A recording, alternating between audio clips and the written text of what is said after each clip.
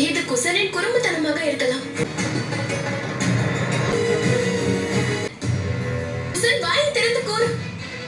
சோமகரன் என்ன ஆயிற்று குருமாதா? அந்த அரக்கன் சோமகரனை அழைத்துச் சென்று விட்டான். அந்த பக்கம் என்னுடைய வில்லும் அவனிடம் இருந்தது. அசுரன் எப்பொழுது வந்தான் என்று தெரியவில்லை. சோமகரன் அலறும் சத்தம் எனக்கு கேட்டது. விரைவாக அவனை பிடிக்க வேண்டும். வா குசன். சீதா,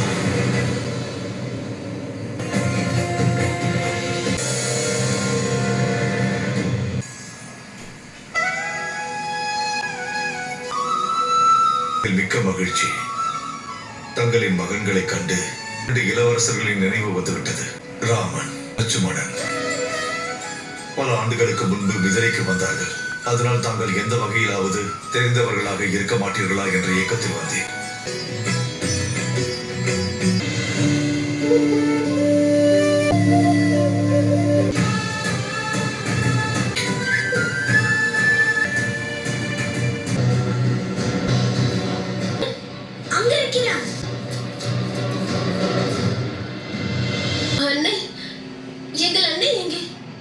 நான் காண நினைத்த தேவியின் தரிசனத்தை பெற்றுவிட்டேன். இந்த ஆனந்தத்தை கொடுத்ததற்கு மிக்க நன்றி அன்னையே. நான் எதுவும் செய்யவில்லை. தங்கள் தவத்தால் நான் மகிழ்ச்சி அடைந்தேன். ஆனால் தங்களின் புதல்வர்களிடமிருந்து எனக்கு ஒன்று வேண்டும். என் புதல்வர்களிடமிருந்து? எங்களிடம் இப்பொழுது நேரமில்லை. ஏனெனில் அந்த அசுரனுக்கு சோமகரன் அல்ல, உங்கள் உயிர்தான் தேவை. தன் அரசன் மகராசுரனின் மரணத்திற்கு பழிவாங்க நினைக்கிறான். அவனுடைய சேவகரை நொடி பொழுதில் அழித்து விடுவோம். அதில் எந்த ஐயமும் கிடையாது. நேரம் இருந்தால் உங்களோடு சேர்ந்து போர் புரியும் வாய்ப்பு கிடைத்தால். ஆனால் எங்களுக்கும் உங்களுக்கும் எந்த வகையும் கிடையாது. தாங்கள் எங்களோடு போர் புரிய நினைக்கிறீர்கள். குசன், அவர் நம்மோடு சேர்ந்து அசுரன்களை எதிர்த்து போரிட விரும்புகிறார். நமக்கு எதிராக அல்ல. ஓ, ஆனால் தங்களின் வயது? முதியவனாகிவிட்டேன். நான் இந்த வயது வரை சாதித்த அனைத்தும் தங்களுக்கு நிச்சயமாக உதவி புரியும்.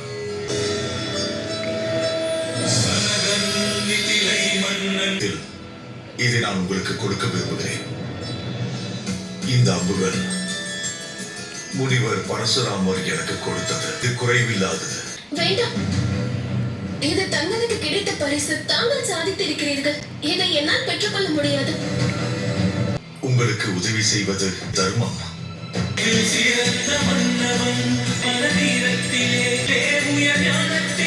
வெற்றி உனக்கு. ஒருவேளை ராமன் நினைத்தால் நாங்கள் விரைவாக இந்த பரிசை திருப்பி கொடுக்க வந்து விடுவோம். நதி அன்னைக்கு தங்களிடம் இருந்து ஏதோ வேண்டுமாம். எங்களிடம் இருந்தா என்ன வேண்டுமாம்? ஏன் கண்களை மூடிக்கொண்டீர்கள்?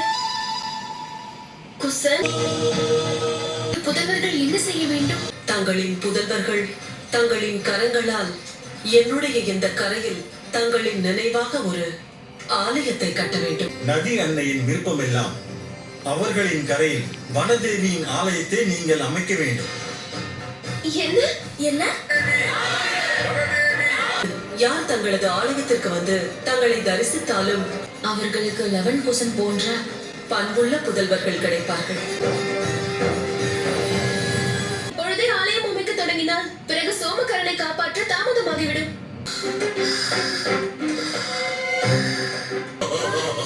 உன் கோட்டையை கண்டு நீயே அஞ்சுகிறாயா?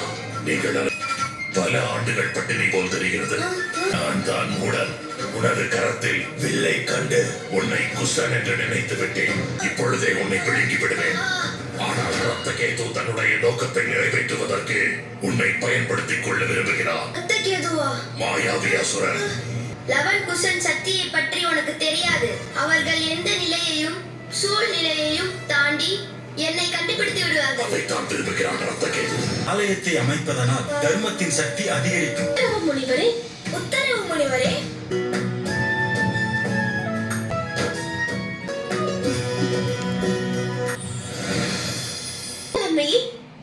மகாராஜா ஜனகரின் அம்புகள்.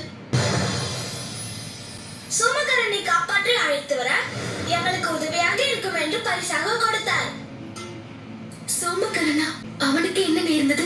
அன்னை, மகராசுரனின் ஒரு வீரன் அவனை கடத்தி சென்று விட்டான். சோமகரன். கவலை வேண்டாம் தேவி. லவனும் குசனும் சோமகரனை நிச்சயம் கண்டுபிடித்து விடுவார்கள். சோமகர்ணனுக்கு எதுவும் நேரவிட மாட்டோம்.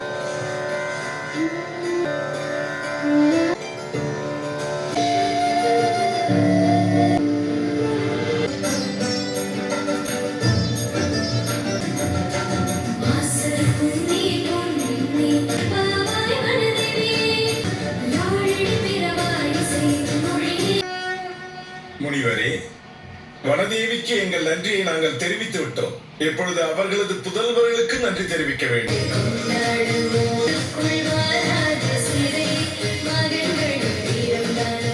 பார்த்தீர்களா அண்ணா, முதலில் அம்புகள், இப்பொழுது நமக்கு ஆலயம். அன்னை என்ன கூறினார்? தர்மத்தின் பாதையில் வெப்பமும் இருக்கும், நிழலும் இருக்கும். புரிந்து கொண்டேன். தாங்கள் இன்று இந்த சீத்தை முழுமையடைய மாட்டாள். அதே போல் தாங்கள் இன்று